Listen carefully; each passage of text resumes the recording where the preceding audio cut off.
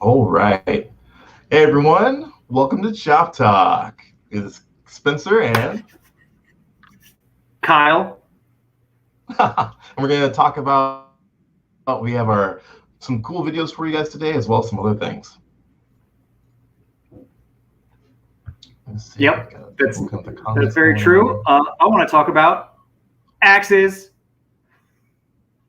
and my axe. Axes are pretty darn awesome.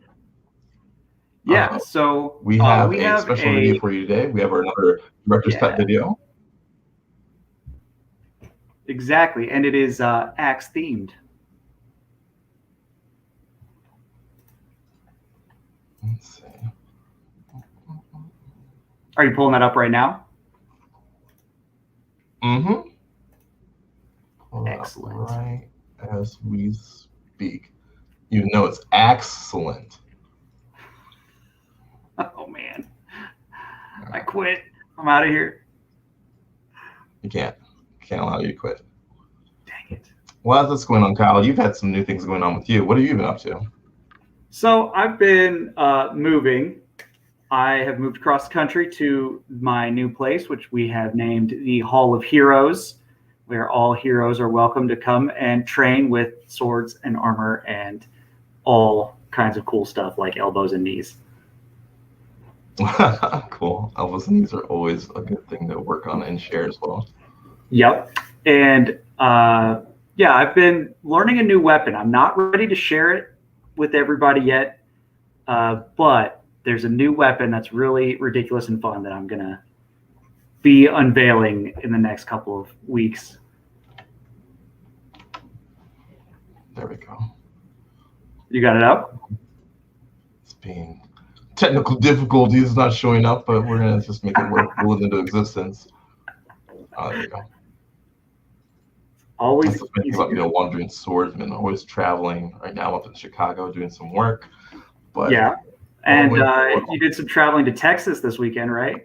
Yeah, sure did. There's a really cool pro fight that we had working on, but I'll show you some little highlights from that in a little bit. Excellent, man. Yeah, the pro fight was exciting to like follow and everything. Yeah, I'm excited to see some clips. All right, I got the little up there. Let me know if you can. Can you hear it? Could you hear the whoosh go by or not quite? I didn't hear a whoosh, but I do see all of these pictures. It doesn't show the window. Oh, I'll show our pictures wise now. No, I see like the whole window. Oh, but it's not showing the video itself? Not at this time, no. Let's try the...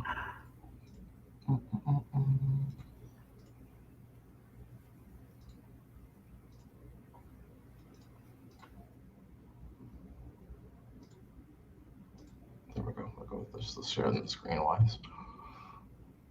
Now I can see it. Well, I can see infinity. Yes.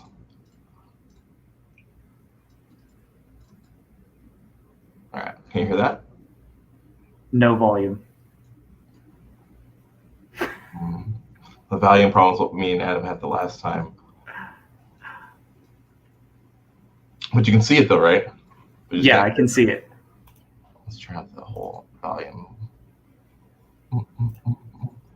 It'd be so much easier though. It's like video share. I'm like, yeah, it's right there. Let me share the video. That's weird.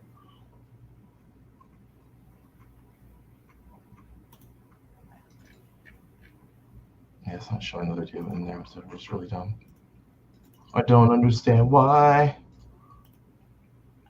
We need technical support.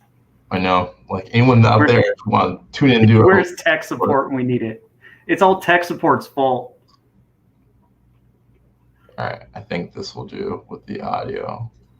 You'll still get the invisible or the infinite screen, but at least this way you should hear it. Oh, I hear that. You hear it now? All right, director's cut. Here we go.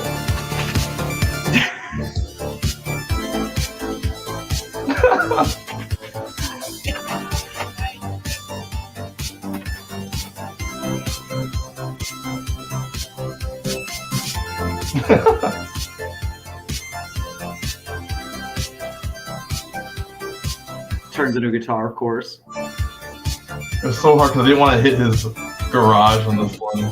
Like we chopped it. I was like, oh no! Then we got the second one. Man, it was actually hard cutting with that axe. Like, not because it was hard to use the tool. It can destroy something so much more hard than a watermelon. Exactly. That it was like, be very gentle as we slice through this delicate watermelon. Hey everyone, it's good to see you. We got Juniper, William Rain, and some others. But no, there was really actually hard with the axe. Because I wanted to, if the axe wasn't there, because I was like, I'm going to cleave through it. So I tried to slow, and then it goes through, and it's like, wow. I didn't want it to mess up. I didn't want to destroy his garage. So yeah, it was important to me. It's definitely a weapon that, I mean, does destroy things well. If it can chop down a log, a watermelon's not really going to have a chance. A person isn't really going to have a chance. No, not at all. Which I think we got some pictures that you had as far as... Yes. So what's your favorite kind of axe, Spencer? Let me ask you that question. Oh, boo. Now who has the bad puns? So I think my favorite axe would actually probably be... Oh, God, I didn't even try that. Actually, probably be the two-handed axe when, as far as like the war axe they talk about. But I think the bardiches are pretty darn cool. Yeah, yeah. They're both awesome, dude. And the bardiches are kind of like, later they're like a special type of two-handed axe. Mm-hmm. I threw some examples in there, some museum examples that are pretty cool. Like you see the bearded axe has got that, like, it comes out, has that beard, you know. The bardiches, it's like the whole thing is made out of beard. It's like the Santa Claus of axes, just huge, long bearded axe. So, but I can't see it on the screen. If you pulled it up, I can't see it right now. Let me see. Let's try another one. Which one would you like me to pull up? The bardiche first, probably? Oh, yeah. Yeah, there's a couple bardiches in there. Okay, let's just go. We'll just share the entire screen. Do it. Yeah, William Rain, you're absolutely right. Like, we were really feathering that axe because we would totally destroy the thing that was under it if we hit it. So it was actually like the sword, you know, I didn't worry about it. I sliced through no problem, but that was like, ah. No, I was really worried. I was really concerned. I was like, I don't want to hit my friend's garage. Can you see the axe coming up there on the screen? Yeah, now I can see it. Okay. So these are the museum ones you were talking about, the bardiche wise. Yes. These ones I think are like 14th, 15th century, where they go from using more of the bearded axe to like dedicated pole weapons. And also have, like, you can see that nasty point on the top. Like, yeah. I wouldn't want to stab by that at all. No. And you think about the mass behind this, it's a really gnarly weapon. Like, how hard do you think like a dude your size with that weapon could hit someone? You know, like, armored or not, they're gonna feel it. They're definitely gonna feel it. And it's funny you say that. We'll talk more about the Texas Fighter, the Pro Fight Steel, but I actually have a bardiche coming for the Knights of Wakanda chapter that we're doing. So I don't awesome. It's not as long as that one, but it looks pretty awesome. Yeah, we're gonna have to cut some stuff with that one. Oh yeah, easy. And it'll be funny because it doesn't have a sharp blade, but it's gonna just go through stuff. Yeah. Want me to go to the next picture? Or? Yeah, go for it. Okay. Oh. So, this is a historical find of a 10th century axe. This was Sweden, I think, is where it was from. They got a little bit more decorative, but it still has the like simple axe shape. Like you always see in fantasy, like those big two-headed, like dwarf or barbarian axes. When in reality, when they wanted to make them fancy, they would do this. It would be still the same rough shape, but maybe cutouts or small designs. That's really cool. I like that. Yep. This one's another find. This is an earlier one, like a Viking era, I think. Let me look at that thing. Oh, no, actually, this one's a 14th century axe. Okay. No, so fine. We see that same shape for like 600-700 years. It's still used in the 14th century alongside those bardiches. And I would guess they had slightly different roles. Yeah, I think so. And like I said, the axe is one axe is pretty not as good as the other, but you don't have to change the shape a lot of times. Hmm. As I'm looking at these, like the one on the left, this is a 19th fighting axe, late 14th century on the far left. That's pretty cool. And like that same shape, that Viking Danish axe, very similar shape. Yeah. Now, if we look at figure 919, that's interesting. It's a north. So they're like Northern Europe question mark. It's interesting how little of an axe head it has, but I mean, you still don't want to get hit by that. Yeah, no. I mean, I wonder. So one of the things that we didn't really test out that I want to do next time is you could. They also talk about thrusting with the top of the axe. Oh. And we were having fun chopping, so I don't think we thrusted very much. But I would No. like to do some thrust tests with an axe. I bet it could really blast through even chainmail. No, most definitely. I think there's some things where like push cuts in some of the Yams work that fighting that I got to do since we're all wearing cloth. We were working on push cuts. And there's this guy, Will Barlow, who was actually my one of my cornermen when I was in Texas. This guy is just a god with an axe. He likes fighting dual axes, and he'll just run up a line, like blocking, hewing, pulling. It's really cool. That's awesome. Dude, I can't stand the suspense. Talk to me about your pro fight. So this was steel fighting, right? Let me close this real quick. Yeah, so it's steel fighting. This And one of the rounds. People that don't know, what are like the rules with that?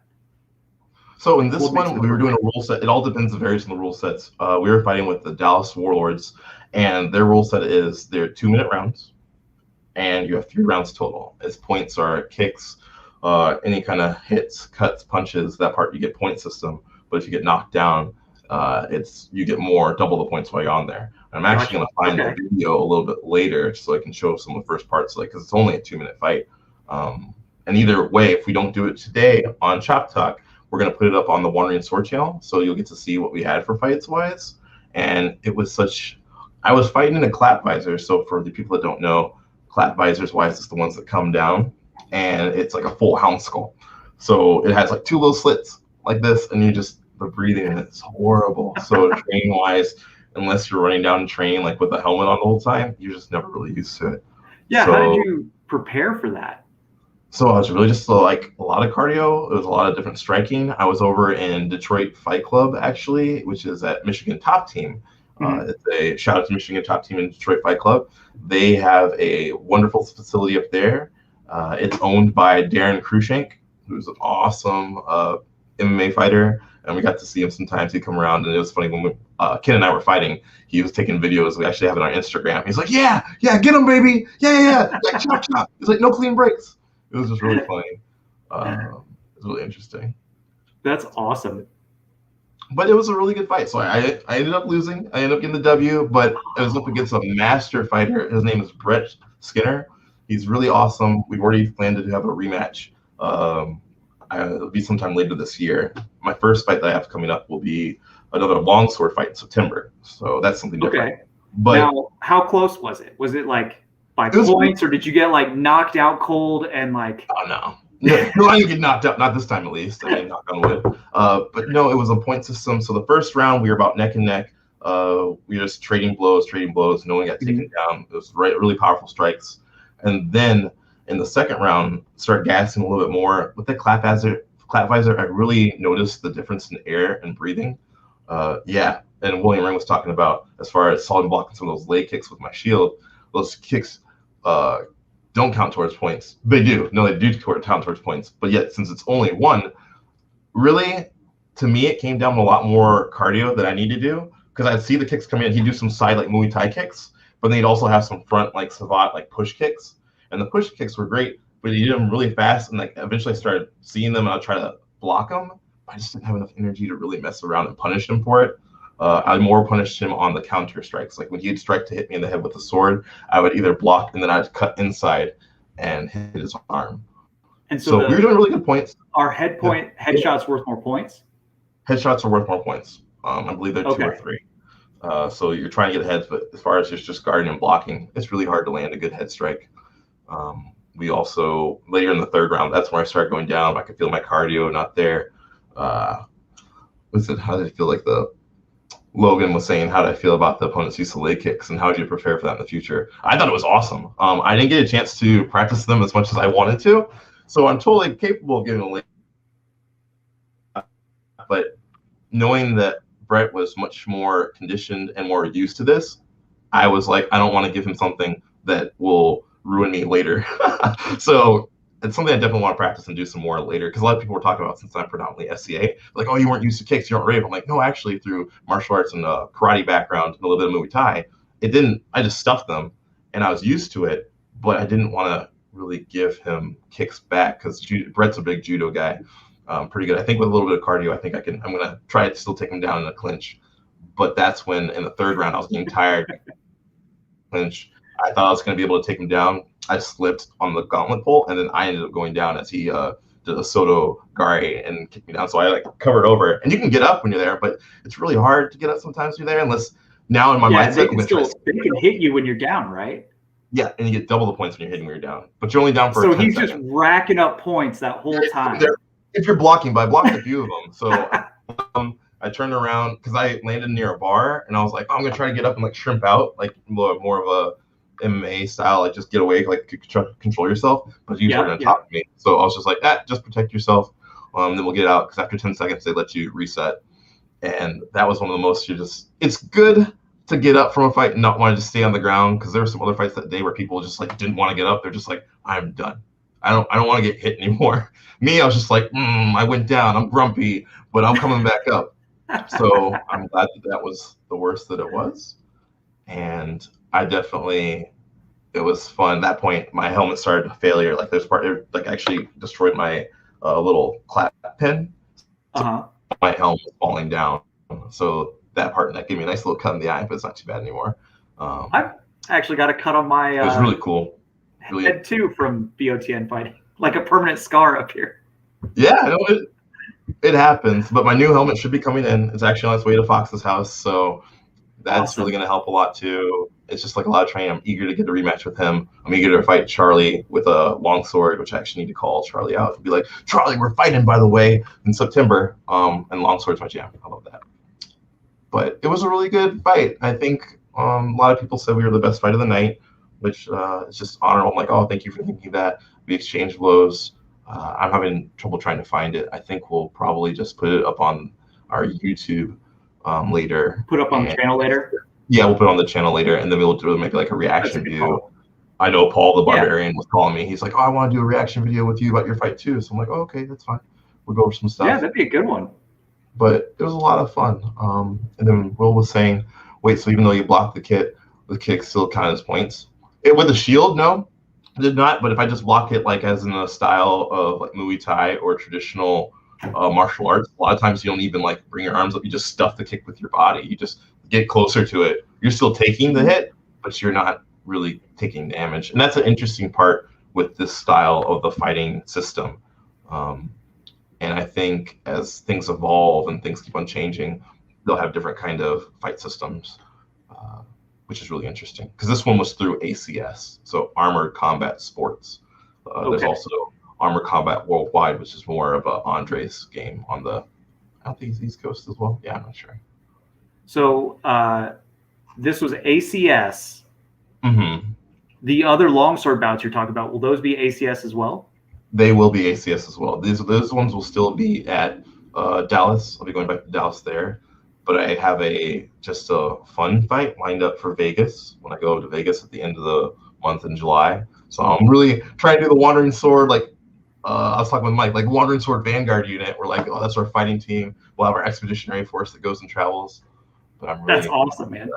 Yeah, that's really cool to hear about the fights, because we'd been talking about it a lot. But it's one thing to like talk about it, and then it's another to travel to the place, go there, fight a dude. It's just awesome, man. I'm really excited for it. And even if you didn't get the W this time, there's always next time. Most of who's in like an underdog, as long as I don't have like 11 W's, I'll be fine. I mean, the next one better be a win. Winning's not everything, but it's fun. But no, I felt for my first time, I've done a lot of steel. It's like some reviewers. I've done a lot of steel over the time, but it's more in melees. I've been trained with the people that went overseas, but this is my first one-on-one one. And it was really awesome. I got all that I wanted and more. and Brett's one of the best in the game right now. So that's fantastic. Just like your first one, I'm like, give me somebody new, give me some hard. He's like, no, give me the strongest person you have. So yes, that's the right attitude. I think it's good. And somebody said you'll use this as a burr under your saddle to make you train more. I'm like, that's a good analogy. Yes, I'll be the whole time. So when I'm working out and I come to North Carolina, I'm like, sweet, Kyle, give me that ice cream sundae. And you slap it out of my hand. And you're like, no. And I'm like, you're right. We do have a freezer in the gym where the garage where the gym is. So there are ice cream sundaes literally like reaching distance of where you can do squats. I don't want them. But you cannot have them. I don't want them. I just want you to know, so it's even more mentally difficult. That's right. I'll just be like, you guys didn't really want this, so I threw them out for everybody, so no one needs them anymore. I was doing this all a favor. But Logan also said, he's like, let's Counter-Strikes for type. Thanks, bud. I tried to keep them. Will was saying, stepping in the shot, viable stealing power doesn't help win points. No, it's true. And that's one of those things where, to me, it still felt like a lot of the cardio. If I get my cardio tank bigger, which I wish we could have had a sitcom, like a video, because nothing was more cognizant in my mind. I had like a life bar above my head the whole time I'm doing this. I'm like, if I do this, it'll make it this smaller. If I do this, it'll make it this. So people are like, do this. I'm like, I can't. Like I had Duke Sven in my corner, who's another great SCA, probably the best two-sorter, I think, in the SCA, coming from a fellow two-sorter. And he's like, all right, I need you to come and like stuff him and then punch him and then do a combo. I just looked at him like, I can't do it right now. He's like, I need you to do it once. I don't have enough quarters to put into the machine. No, I need you to do it once. And Barlow, who's a beast of guy, he's like, you should do this. I'm like, I can't. I don't have enough. I'm not giving up, but I can't. So if I get the cardio that I want and I go through, and then I'll just be like, but I really don't think that'll be the case. It'll be fun. It'll be good. Yeah, man. I'm excited. Keep everyone in the loop. We want to watch it. I think this is pretty cool. I think Wandering Sword Stars will start doing some other content where it'll just be like punching tires with the sword stuff. Start adding some just content like, this is my training for this week. That would be a good one, man. Yeah. So we got another video that we got coming up. We have some interesting footage for you guys, which honestly, doing all this expeditionary force or all this vanguard unit things, it costs us money. It's things we're working on. Obviously, we're still working on our production quality, where this, as you can still see, we're still figuring things out because we're still working regular day jobs as well as this, and we try to be prepared, but life happens. But we had one of our friends, who's actually a friend of Kyle's and a friend of mine. He does a lot of editing stuff, and we're like, hey, would you make this cool video for us about our merch we have coming up? So without further ado, I'm just going to show you guys that and let that speak for itself. And let me just go back to sharing screen, audio. Making this was a blast, by the way. It was a really, really good time. All right. Forgive me for the infinite vision that we have. I don't know a better way to do it. Hey, you. Do you like swords? Do you like wandering around? Do you like explosions? You need a Wandering Sword Project t-shirt. Our exclusive Season 1 t-shirt is available to our Pathfinder Patreons. It comes in black, gray, and cool. Excuse me. I think I had something in my throat. Head on over to our Patreon page to pick up one of these limited edition shirts.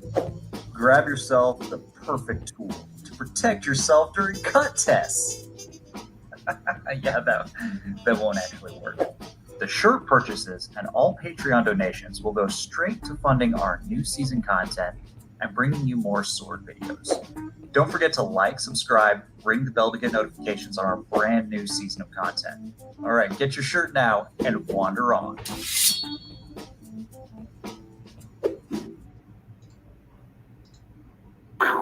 I love that video. I don't care if it's nepotistic or whatever. I thought it was kind of interesting. Dude, it was as ridiculous as we could make it. Let's do it. But yeah, the idea is just we want to get people on our Patreon so we can keep making videos, and we want to give them shirts. That's the best way to get like our Wandering Sword Project shirts. Yeah, so if you guys are interested, please check that out. Or donate at any level if you don't want a shirt. Just help us out, and it helps us make more videos to eventually get to some of our big projects we've been talking about from the very beginning. Yeah, and it really does help, guys. It's been really fascinating, like especially the people that have been with us from the very beginning, like Sito Sama and Byron Swanson. Once again, we'll still send you a shirt because you have that going anyway. But it's been really helpful as we formulate this plan, and we've been doing this. Can you believe it's been a year now since No, like it's crazy. almost in July will be a year. Like it feels like we just did this like 2 weeks ago. We're like, yeah, let's start filming some stuff. Yeah, especially when I'm like not sure how to show the picture. But sometimes it does feel like it's only been 2 weeks, and it's been really helpful. Even though we just started this all during COVID, and we're like, let's just keep on going. And now we're actually able to start doing things. So thank you guys. Check that out and let us know what you think about them, and we can get you some Wandering Sword t-shirts. So some other things we got going on. This week, I'm going to be going to Philadelphia to actually work on an art exhibit for some authentic African weapons. So the Hama Society purchased these weapons, and they're from the Congolese, and we're documenting and we're putting together an actual weapons exhibit that's going in an actual museum. Oh, link, yeah. And also, we can definitely put a link in the chat. Yes, we will. But it's super exciting. It's part of those where I always wanted to be a sword nerd. I'm still always going to be a sword nerd, but now I get to work on being an academic sword nerd. So when that's the best kind. You get to be like a smug sword nerd. I don't want to be too smug, but yes, you're right. Because then they'll be like, oh, well, you don't actually know how this is used or this, etc. I'm like, actually, I have a bachelor's in this part, working towards a master's, and I've actually set up a few exhibits. But yeah, that's the part about the Wandering Sword. All of the experience of putting on armor, wielding swords, cutting things, sparring, etc., etc. The whole shebang. That's right. Yes. Let me see. All right, I can put that. Try to see if that goes through. All right. So for you guys to look, I put that in the Patreon. That's our link right there. I don't know if you can actually click on it, but you can see it there as I flash it up and down. Sorry, that's maybe inactive. But it should, I think, this will be in the comments as well. But just you go to Patreon, you go through there.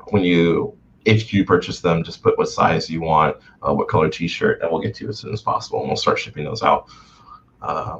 Probably after I finish the exhibit, since I'm running that, since Kyle's all the way in North Carolina now. Yep. Get you the shirts. And also, if you get them within this first month, we throw in one of our Wandering Sword limited edition pens, which are really cool brass pens. I don't have one on me right now. Okay. They're actually on the Patreon. There's a picture. You can see them. Yeah. Really cool. Now, when you set up the exhibit, are we going to do a chop talk about the exhibit? I mean, we totally can. I don't know if I'll have a weapon since those are actually antiques, I don't want to chop anything with them.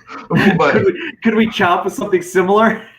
Or at least you could just tell us about how they're used. I think that'd be really fun. Yeah, I think we can do that. We can definitely make that work. And let us know if you guys think, oh, it does work in the chat, Juniper. Cool. Thank you. And thank you, Logan. It is exciting as well. And yes, it is like Power Thirst, William Rain. Even though I had this L for my first one, you better believe I'm going to start putting Rain content like every single time on our Instagram. It'd be like, put a sword and like, Rain, sponsor us. Rain. And then eventually they'll just get annoyed of us and sponsor us. It'll work. See, I disagree, man. We're a Monster family. I'm a Kyle. They're sponsored by Monster. They're the same people. Are they the same though? Like, yes, they are. Look it up. Do the research. All right. You're winning me over here. I knew I would. It wouldn't take too much. I could be talking to anything.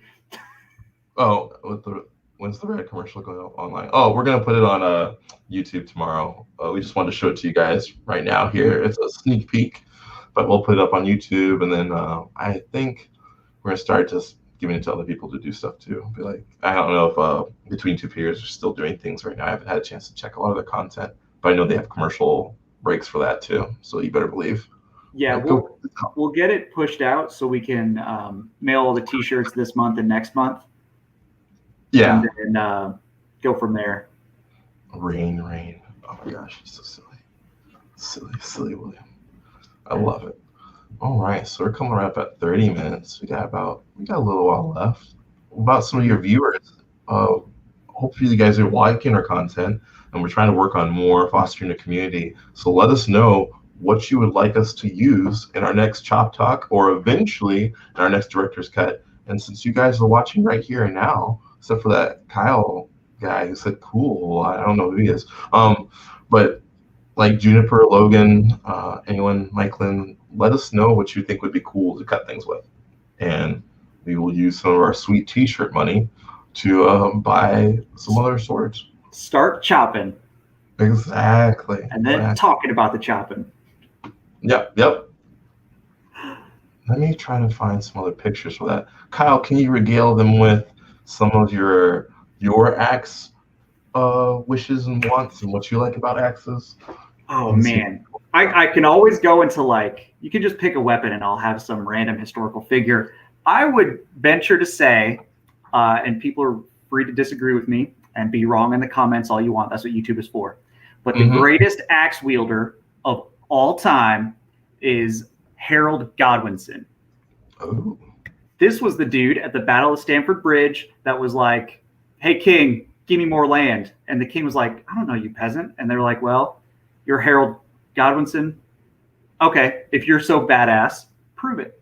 So this is the dude that stood on the bridge when the English got attacked, or the Saxons got attacked. I don't know if we can call them English, or they're not really English yet, you know? I don't know. Well, they're getting attacked, and they have to defend the bridge. And so one dude with an axe allegedly kills 40 people and just like fights. And the only way they can take him out is they put a dude in a barrel with a spear, and they send him under the bridge, and he like goblin stabs him with a spear. And that's the way he gets taken out. But it buys the army enough time to like set up their shield wall and be fully defended and then end up winning the battle. Huh. That's pretty actually amazing. That's like allegedly he did this all with like the Danish axe, like in the pictures we were looking at. So useless story for everybody. It's not useless. It's freaking amazing. And sometimes it makes me wonder, like, what was some of the first axes? You think about Epsilon axes in Egypt. You think about some of the other things farther back. But you think about native axes? Boo, boo. It's a Native American axe, bro. It's like a real one. That's true. Wait, what's... I think it's cool. Let me see again. Oh, that's actually really cool. Now, is it metal on the tip of that, or? It is. It's metal. They have it reinforced with rawhide and stitched up. One of the benefits of coming from like Indiana is like these artifacts are all over the place. So if you're a big lover of history, you can pick some up. Farm tools.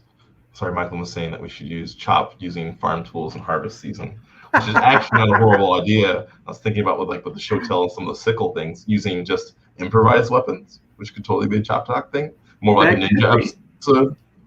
See, Michael thought she was making fun of us, but it's actually a great idea. We can use that. Yeah, I know it is. I'm like, thank you, Mikeland. Appreciate you. Logan says chop with a Kopesh. Harold Harajas, man, welded the axe. Yeah, Kopesh. Actually, we do have a Kopesh. Yeah, that one. That's the hardest thing. So now we're spread apart more. I'm gonna have to like cut something with it, mail to Kyle, have him cut something with it, or I'll just cut all the things and just pick stuff. No, I like the first option where I get to cut with the sword too. That's very important to me. I guess you'll just have to be flying back from North Carolina, and then we'll do it then. Yeah, dude, that's easy. We'll make it work. While we are doing that part, I'm still trying to find some pictures that we had from the fight. And forgive me, I'm using a friend's computer here up in Chicago, so I'm not super familiar with moving everything. And after you go from 2 screens to 1 screen, you feel like a horrible person, and you're trying to do multiple stuff, and you're like, this is the worst thing in the world. Here's my question for you. Every time you've been to someone's house that's not yours, they have a picture of you up on the wall. Where's the picture of you at this house? It's actually on the wall up in front, but I can't turn the camera to get it. Is there really? Yeah. Dude, I was just joking. Oh, I thought you were being, I'm like, oh, of course everyone. I mean, like, Fox has got that one, so, like, there's that picture, and, like, you're in the background, and then at your house, there's, like, the, when you worked at the gym, and, like, yep. And it's, like, motivational one. And the one at my parents' house, they have the one where I was general, so there's a picture there. So there's really, Dude, If that's there's what, not, I'm gonna when I bring. travel, I'm gonna be like, do you have any special requests for this hotel? I'm gonna demand that I get pictures of Spencer in that hotel. Like I want it on the wall for when we do Chop Talk. Oh my goodness. William Rain had a question. He said, "So, what do you guys think about false edge or wrap shots?" Can't do them with an axe. That's what I think. You totally can if you turn the axe around the other direction Yeah, I and guess. then you so. do it. I mean, I don't know why you would, but you can. Yeah, Yeah. I wouldn't recommend that. Not my first choice. Let me just put it that way. I think it'd be interesting on some of the ones where you're like, wow, and you're pulling back and cutting. Because there's things that people don't think. They always think about cutting with the axe in this motion, opposed to when we're talking about with push cuts. You can also in that way. Yeah, for sure. And that would also get that like front tip poke, or like like the similar action to the longsword boar's tooth, where it hooks up and back. You could do that with an axe easily. Yeah, you could actually. There's so many different axe things. Asking people questions. Sorry, I'm looking at some of the reviews people saying. I'm like, Yeah, they have axe competitions for Battle of the Nations / BOTN stuff, and I'm not gonna say I'm not like scared to do it, or I'm like, no way, but I'm like, that's so much mass, and it's coming down, and all they're always like this, so you're blocking. I would use it more still like stiff arming. If I really okay. I don't want to talk about my whole fight theory, and then be like, someone's like, I know what you're gonna do, and I'll be like, oh shoot. I've James Bond villained myself and gave away my whole plan before. Well, I'm pretty sure if you're gonna fight someone, they know you're gonna try to hit him with the axe already. Like but no, not like a stiff arm.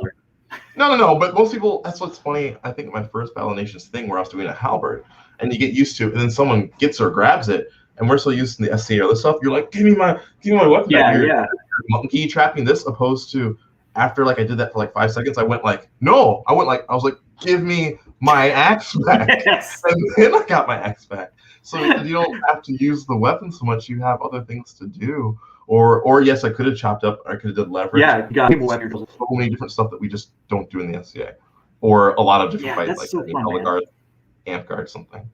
So dude, and you and I, we say this all the time. That's one of the big fun parts about playing different sports is that whatever they have, you're going to learn like a new thing, a new way to do things based on their rule set. You're going to figure out like, oh, I'm going to get really, really good at this other thing that you can do there. And that's like, once we talked about that, that's what I think now. Whenever I find a new sword sport is I'm like, what, based on their rules, are these people going to be really good at? Because that's what I want to practice. Yeah, which is other parts, like obviously just more cardio. And I knew I was maybe at 40% of what I wanted to be, but COVID stuff there, just busy traveling. Some parts is excuses.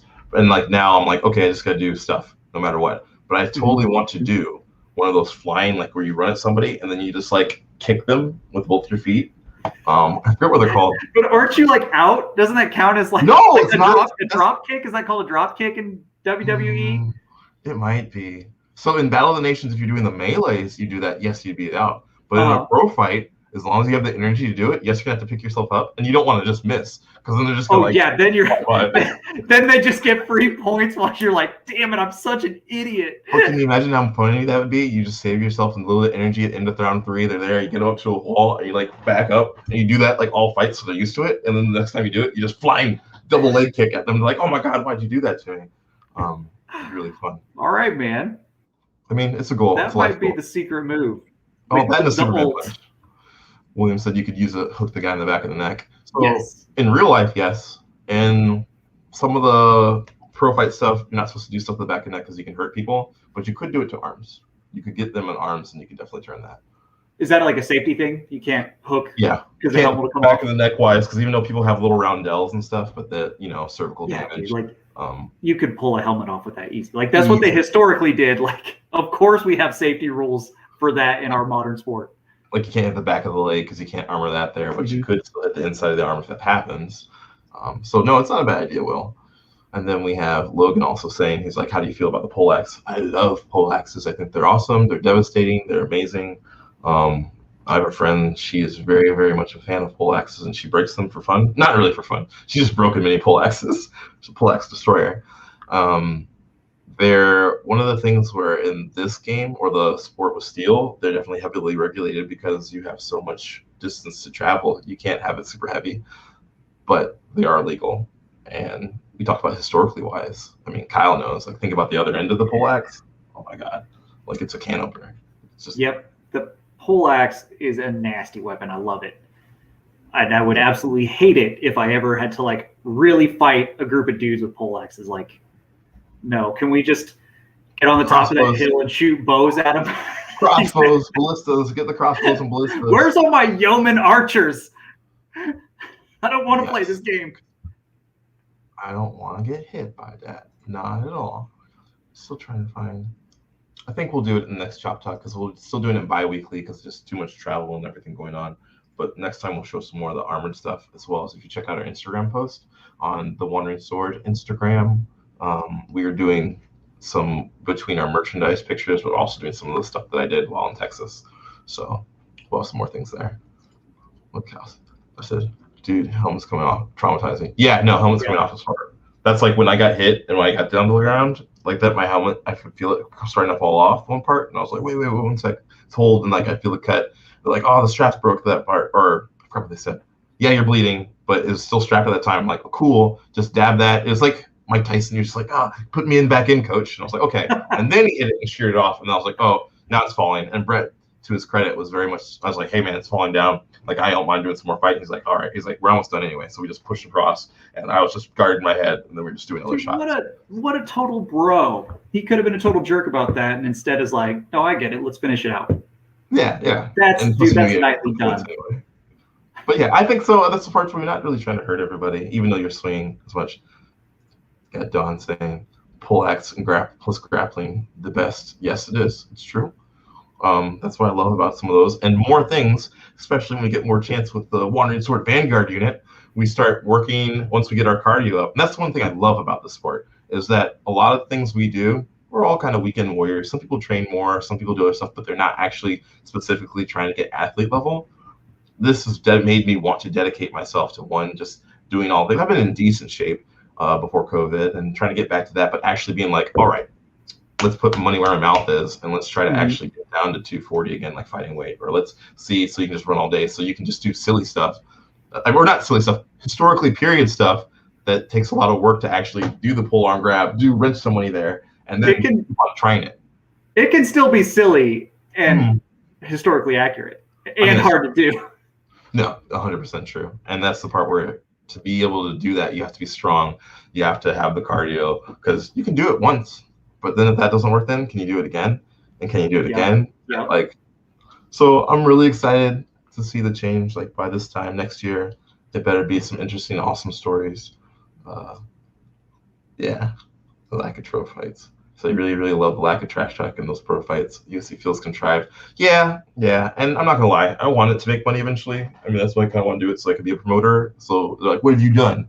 But I think you can still have sportsmanship, or just I don't know. You can just be a show person, and actually, you can not necessarily talk trash, but you can be polite and still put on a good show. Yeah, definitely. Like, there's no reason that like you should play gotcha hat and snatch the other dude's hat. Like, have you seen that video? Oh, yeah. Like, that's the most pointlessly dumb thing I've ever seen. Yeah, you're like, Gotcha hat. Like, yeah. I love that it's not in the sport at all. It's unneeded. No. And then if it's like from friendly, and some people like you can politely trash talk if you want, but for the most part. Oh, thanks, Pops. I'll have to look at the phone. We're almost out. We got about a minute left, so we won't bother showing some of the matches this time. But I think we will probably in the live one. We can do that. It's amazing how time flies. But you know what? We do have time. Well, parents enjoyed watching it. Oh, Michael was saying that enjoyed watching the commentary. It was really positive yet critical technique. Yeah, that was really cool. I just can't wait to blow away. They're like, no, I'm still used to this. It'll be fine. But I know you guys want to see something before we end up closing up, so we're going to make sure we show you what you've been dying to see again. Let me once again go back to wonderful share screen because I still don't know how to do it without being infinite, but that's okay. You just need the reps, man. It's going to come in time. Hey, you. Yeah. Do you like swords? Do you like wandering around? I do. Do you like explosions? Yes! You need a Wandering Sword Project t-shirt. Our exclusive Season 1 t-shirt is available to our Pathfinder Patreon. Comes in black, gray, and cool. Yeah. Very much so. Excuse me. I think I had something in my throat. Head on over to our Patreon page to pick up one of these limited edition shirts. Grab yourself the perfect tool to protect yourself during cut tests. Yeah, that won't actually work.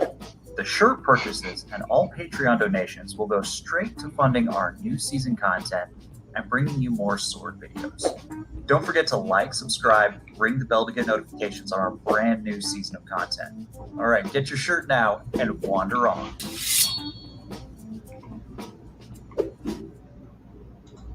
Bam.